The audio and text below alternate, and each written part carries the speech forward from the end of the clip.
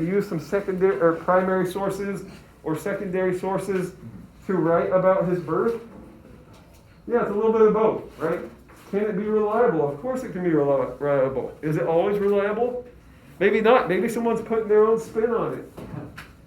All right, climate and weather, right, could change how we understand history, alterations over time, especially to like artifacts and things that have a hard time being preserved.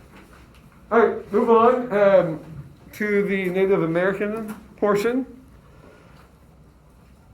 All right, so here's some different territories and groupings. You have at the very top, you have Arctic, subarctic, different regions in where Native Americans adapted and lived in. So just like this, Native Americans have an origin. Right? They migrated from somewhere. There's different theories about their migration. One of the most accepted theories is that, hey, there was an ice age at one point, possibly, right after the flood, where the flood doused the earth. People started to spread out, families started to spread out. Right?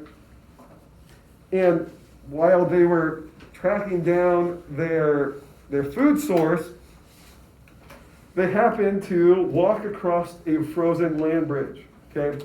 So if you look above Lucas over here, in between Russia and Alaska, you have this area that's known as the Bering Strait. People believe that it was actually frozen at one point, and that these Native Americans, following maybe a woolly mammoth or whatever it may be, they're hunting, they tracked it over from Russia to Alaska and just followed their food source down the coast, made their way eventually into the Americas.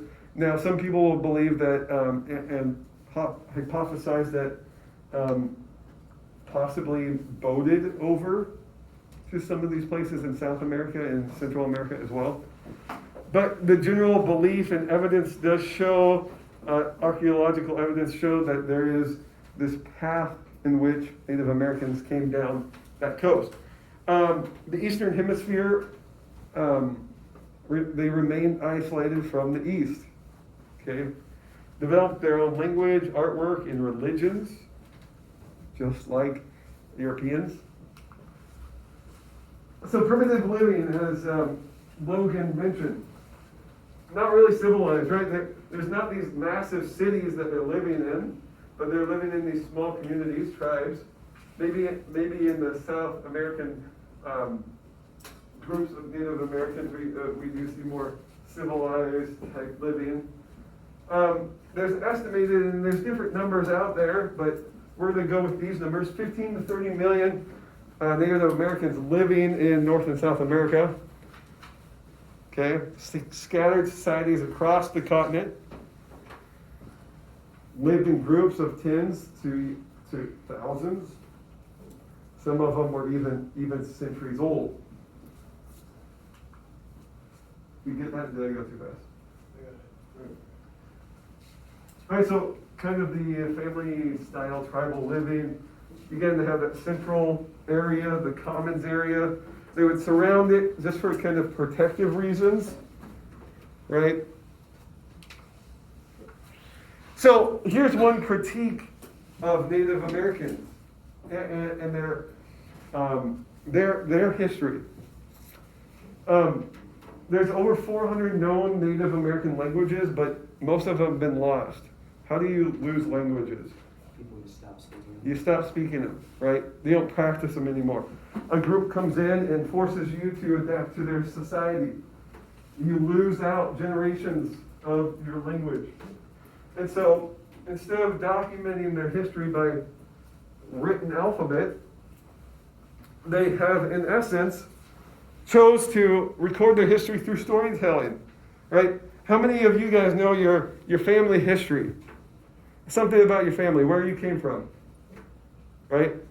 A few of you know about your family history, right? And many of you may have heard it from stories from your grandparents, right? Maybe it wasn't actually documented that someone just took the time in your family to say, hey, I'm going to write a book about our family history. No, I'm just going to tell you and then just remember what happened. Instead, they also did paintings on rocks, petroglyphs, right? So rock drawing, rock art, kind of very similar to the hieroglyphics. Smoke signals was used for communication. In western Nebraska, where I grew up, farmers were able to burn stuff in their field. You could see the smoke from 40 miles away from a farmer putting something and destroying something, if it was large enough. So smoke signals worked to communicate, maybe threats, right? Warn other tribes. You have the wampum belt, possibly pass for treaties, guarantee of safe passage, warning other people of danger, broken twigs or branches. Here's some of those petroglyphs. Again, they didn't have like an alphabet system, so this was often what we see recorded in these dwelling places. More of them.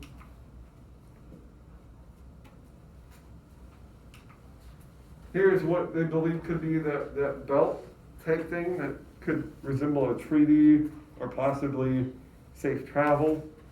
I think this longer one does describe kind of a treaty between two groups. Here we got a tomahawk. See it there outlined in the white. So yeah, they didn't have permanent structures. What does that mean? Well, they kept migrating. They followed their sources of food for the most part. They didn't really set up shop. Didn't have the tools to build large cities. Okay. Homes primarily consisted of mud, wood, and or leather.